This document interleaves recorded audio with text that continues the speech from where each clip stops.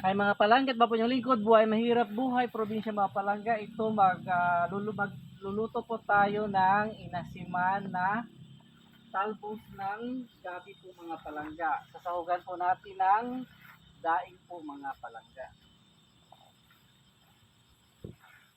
Yan po ang ating ulam for dinner mga palangga.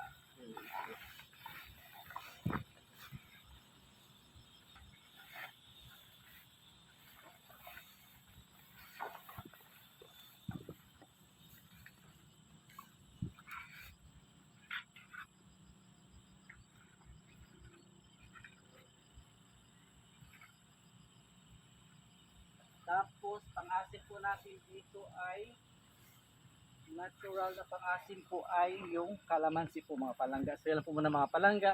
Ingat po kayo palagi and God bless us all. Bye for now.